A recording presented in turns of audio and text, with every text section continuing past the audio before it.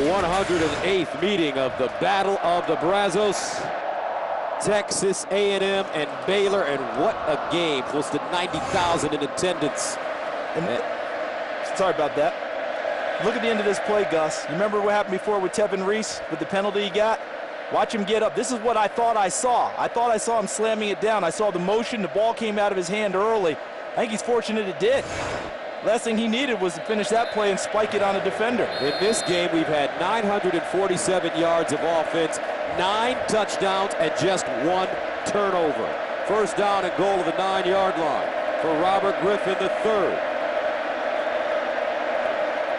Out of the gun, pump fake. He breaks a tackle and sacked again. Great pressure. Spencer Neely almost had him. DeMontre Moore will pick up his 2nd sack of the day. The inside pressure against a running quarterback is key. Watch how well Spencer Neely is playing. Look at him inside, continues to work, and he puts the initial pressure on Griffin. He breaks the first one, and Moore finally gets him down. 2nd down and goal of the 15. Ganaway in the backfield with Griffin. Griffin wants to run it, sprints out, turns the corner, gets to the 10, and out of bounds at the 5. Number 10, Robert Griffin, on his 4-yard line. He ran for 107 yards last week against Iowa State. He's a track star, 400-meter hurdle champion, wants to compete in the Olympics next year. Feels that he has the kind of times that can get him on the United States track team. 3rd down, goal at the 4. Griffin hands it off, and Ganaway will not pick it up. So now it brings up 4th down, and it looks like Baylor wants to go for it. I think they would feel like kicking a field goal here would still leave it as a 2-possession game and would feel like they're down a break, like a tennis term. They need to stay to keep pace. That's why I think they'll go for it.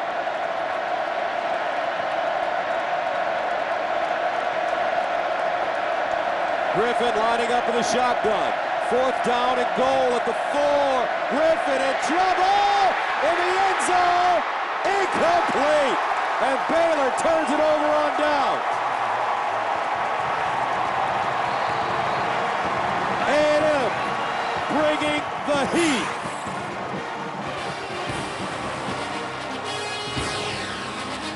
Trent Hunter, 41-28. Like the Ponderosa Pines, Coors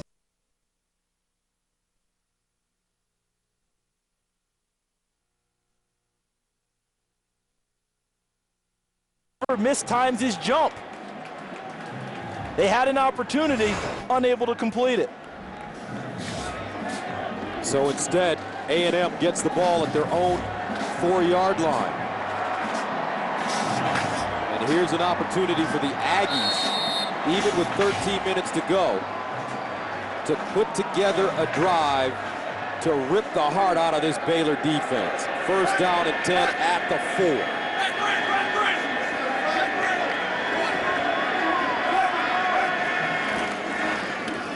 Second man through, Gray, and he'll get to the 12. And this is challenge time, as you threw out there for this offensive line and tight ends for Texas A&M. They just blocked an 8-man front and picked up really nice yardage on a 1st down run. 7-yard gain, 2nd and 3 at the 11. Look at the box in here. Look at all the congestion in here from Baylor. Out of the offset eye, Gray. And this time he's gobbled up in the backfield. Great job by Tracy Robertson, the senior from Houston, out of Lamar. Stop would be monstrous for Baylor. If you're Texas A&M, you might think possession is much more important than just trying to milk clock and run the football here. And Tannehill takes care of the ball. Maybe they want him out of the pocket a little to throw it. Look at the 3rd down conversions for the day. Swope not on the field for A&M. 3rd down, 5 of the 9. Tannehill, play fake. Tannehill, sideline, call. Fuller turns it up, gets a block at the 30. First down, Aggies. At the 35. On 3rd and 5, they get 26. Number 8, Fuller to the wide side of your screen. Pushes the corner back, comes back to that nice comeback route. A beautiful throw by Tannehill. Now watch at the end. He feels the pressure from inside. He knows Coffey's coming inside, covers up the football, and finishes the play. First down. 35-yard line for Tannehill, who's been spectacular this afternoon. Gray. And let's go to Los Angeles for Chick-fil-A game break. Gus, Michigan making a comeback. Denard Robinson to Roy Roundtree. He's a bad... Shut your mouth. I'm just talking about Michigan, Marcus. That's all. 21-14, Spartans up over the Wolverines. Gus? All right, Kevin, a little John Shaft action going on in Los Angeles. 2nd down and 7 at the 38. And Tannehill runs it. Tannehill! And he'll get to midfield. Former wide receiver who had 55 catches in 2008. Can pick him up and put him down. Look here. You want to see great tackle play? Luke Jokel. Look at that. Just dominates his guy. And look at him. He's still locked up downfield, pushing his man. A sophomore with the potential vast, along with Jake Matthews, the tackle on the other side, another sophomore. First down and 10 to the 48. Gray. And Gray will get inside Baylor territory.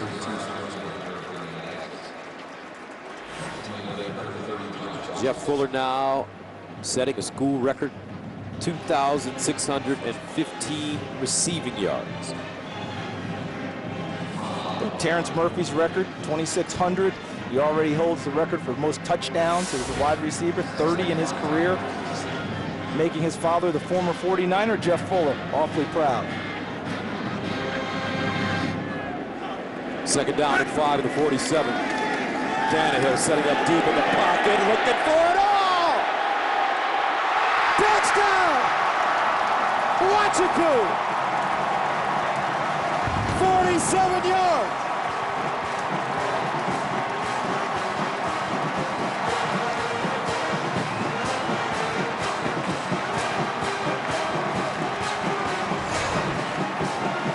Wachiku, he gets the corners to come up and just runs by him, splits them. Splits Hicks, 17, Williams, 22, and secures the catch and takes it in. Extra point up and good.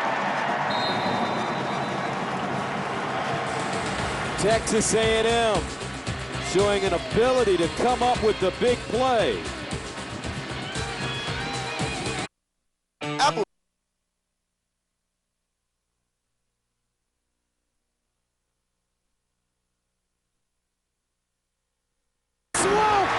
Touchdown! Great call, Coach Brewster. And what a game it's been, especially for that young man. Ryan Tannehill has thrown 6 touchdown passes. Justin Long has the record set in 2002 with 7. He just tied Gary Kubiak, the head coach of the Houston Texans, a former Aggie, who had 6 touchdowns in the game. And we still have 9:46 remaining in this 4th quarter.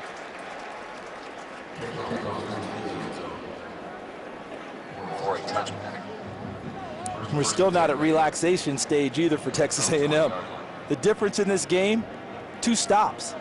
And one of the stops was after a 17-play drive, and they just missed a field goal. Talk about Baylor. Yeah. All right, that hurdle. Then a 10-play possession, turned it over on downs on the 4th down. And I don't second-guess that call by Art Briles one bit. Not at all. If he kicks a field goal, they're still down 10. And guess what? A&M still has the ball, and they have not been stopped. He knew he needed his offense to try and stop some of the bleeding that's going on today. Baylor will start from their own 20. Griffin rolling, wants to throw it. Backs up, just heaves it down the field. And picked off. A&M has it. Their first turnover. since week 1 of the season. Only the second interception of the season for Griffin. And I believe this is the first frustration throw that I've seen Robert Griffin make. He just heaved this thing up and hoped his receiver could make a play into double coverage. Dustin Harris. And Dustin Harris comes down with the football, and Trent Hunter, number 1, is also there. What Baylor would want to argue is simultaneous possession, and if you have that, that goes to the offense. But it appears to me that Dustin Hunter has the ball. Excuse me, Dustin Harris. Dustin Harris has been playing some major football lately, folks. Last week he blocked. The ball was intercepted by Texas A&M. First down, Texas A&M. So Harris picks up the interception. Last week he blocked a field goal that was returned by Terrence Frederick, 63 yards for a touchdown. Now he comes up with a pick here with 9:35 to play. Dustin Harris, Jr. from Livingston, Texas. Finally, a forced turnover by the Texas A&M defense is what they've been exhorting, what they've been pleading for. The Justin Blackman fumbling out of the end zone, they don't count. This one counts. First one in 277 passes by the teams they've played against to get an interception.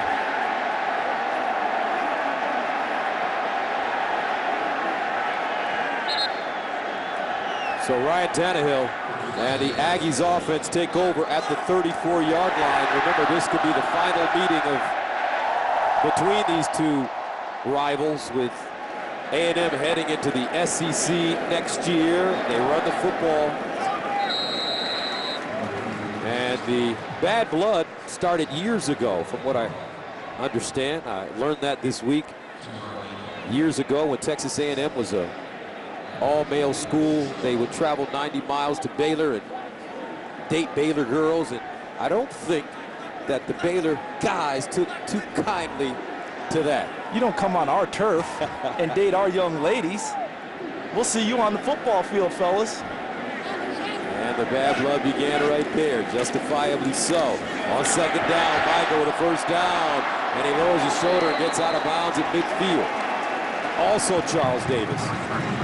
When Texas A&M decided to move on to the SEC, Baylor was in front of the line trying to block that move. Baylor, worried about their continued existence and the conference existence of the Big 12, weren't so eager to just let Texas A&M go. And Texas A&M thought, hey, we've got a chance to have a better deal. Who are you to block us? So it's gone back and forth, and it's led to a fever pitch as we started today's action. First down and 10 to the 49 now for the Aggies. And a handoff. Michael. Hard running. Kristen, Michael, and Cyrus Gray have really run the ball with purpose this afternoon. Chance Casey with the tackle for Baylor. And they're getting by with big help from big friends. This offensive line is now facing 7, 8, 9 people in the box on every play, and they seem to be relishing it. They like this idea. I'll guarantee you go back to training camp. They didn't just block regular fronts. They kept throwing extra people in and telling them, at some point, you'll have to block these guys. Get it done. Second and 5. Michael. And he will not get the first down. Elliott Coffey, first man to him. Really nice tackle to prevent the first down. Yeah, I said before the game, the number was 65 for 65% running to keep the ball out of Robert Griffin's hands. They've thrown it a lot more early in the game, but now it's starting to even up and get to that balance that Mike Sherman loves as a head coach and a play caller. Third down and 3. Cyrus Gray, deepest man in the backfield. Tannehill runs it, picks up the first down.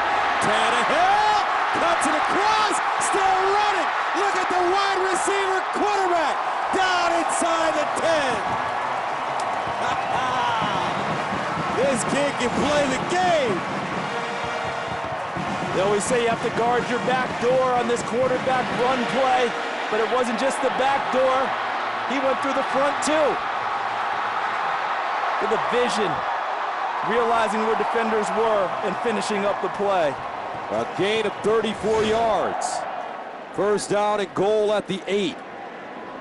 6:38 counting the play for Texas A&M, looking to make it 2 in a row after beating Texas Tech last week, 45-40. And a handoff straight ahead. Power running. Kristen Michael. And look at the mesh point between the quarterback and the running back. See his eyes? See what he's looking at? He's reading the defensive end. If that defensive end crashes, which he does, and goes inside, he takes it and steps outside, and it turned into a big gainer. If he doesn't step outside, hands it off inside to the running back. Texas A&M in the middle of that part of the season where they can really turn things around when you look at their schedule. After today at Iowa State, then they get Missouri at home before the big one at Oklahoma. Second down, goal, touchdown, Aggies. Kristen Michael.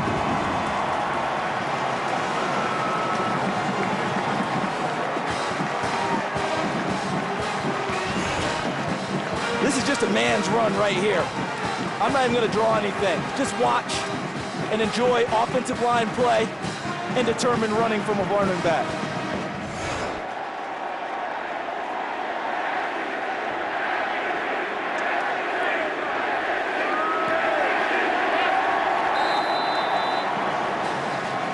.5:44 to play. Fourth quarter, A&M up big now, 55-28. Let's go for a ride. In the near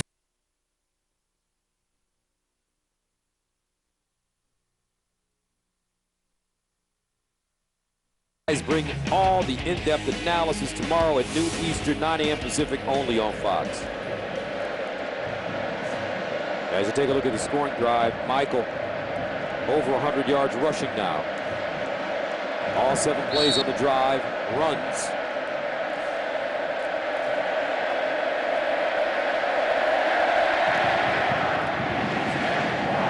And this one kicked out of the end zone. Another kickoff through the end zone for number 28, Randy Bullock. And how about after that last drive and touchdown, look at these two running backs. Kristen Michael, 33, Cyrus Gray, 32. No jealousy. Both of them selfless because both of them want to be the lead guy, but look at who they were congratulating. The big fellas up front that got them there. That was a full-grown man's drive. All right, they just decided we're stepping up. I don't care how many you have in the box. We'll block it, give you a crease, and let you studs behind us run over some people.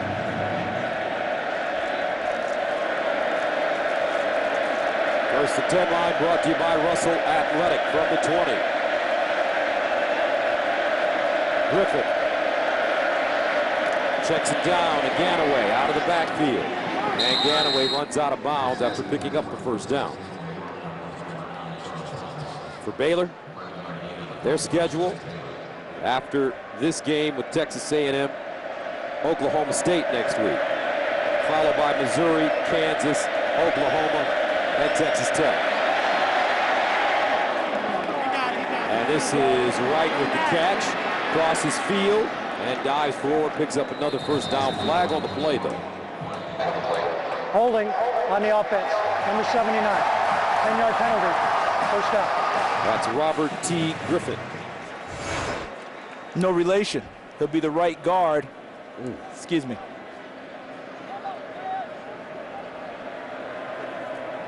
Yeah, you got a nice little chunk of jersey there. And number 90, Ben Bass.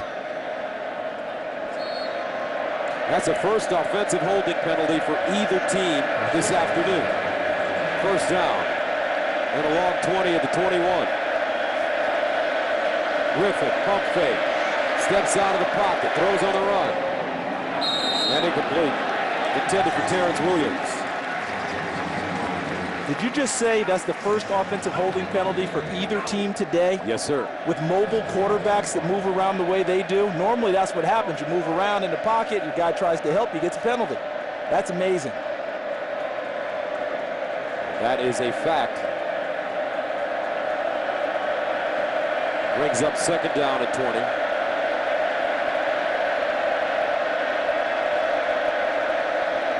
Griffin, far side, And the catch is made by Lanier Sampson. And let's bring in Coach Brewster. Gus, right now, Art Briles has got to think about taking care of his defense. His defense has given up 651 yards total offense. He's got to run the ball here. Not going to win this game. Let's chew the clock and let's get out of here. 55-28. Griffin. And he's dropped. Beautiful open field tackle by Sean Porter. And that will be, he will be credited with the sack, 5th sack of the day for Texas A&M. Brew, I know they're getting ready to kick the ball away, but that's a hard thing for a head coach, isn't it? To think about in this case, you're not really trying to get it downfield and play if you're trying to just run it at this point. You got to be realistic, Charles. You got to be realistic. They're not going to win this game. Right now, his defense is demoralized. If he gives up 700 yards total offense, how are they going to look in the mirror?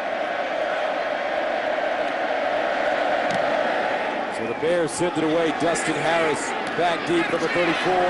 Dustin Harris will get to the 42-yard line before being dropped. A 40-yard punt, an 8-yard return, and a flag on the play on the far side.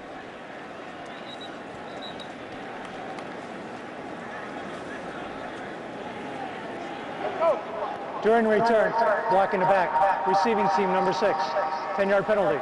First down, timeout.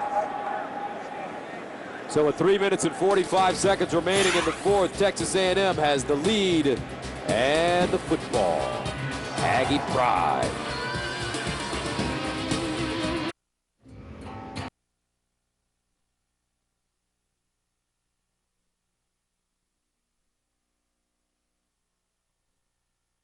College football gear by using the promo code FOX15 at foxsportshop.com.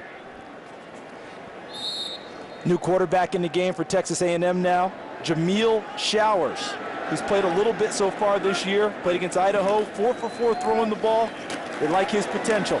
Also, they're going to give Ben Molina an opportunity to run the football. And there's Jameel, a freshman, as you mentioned, from Killeen, not too far from Waco. Personal foul, chop block on the offense. 15-yard penalty, first down. Now, this is a perfect opportunity, wise move by Coach Sherman to allow some of the younger players to get in and rest some of his stars, because as Texas A&M gets ready to play next week to try to make it 3 in a row, things are very important for them. And going forward, it feels really good to mentally get guys out of the game and allow them to relax and enjoy the end of it. They've had so many nail biters along the way. They give a chance for Ryan Tannehill and Ryan Swope and the rest of those big guys on offense to enjoy it. How about those numbers for the day? Tannehill with 6 touchdown passes. Over 400 yards passing the football. Ben Molina. And Molina with the running room gets to the 30-yard line. Ahmad Dixon with the tackle.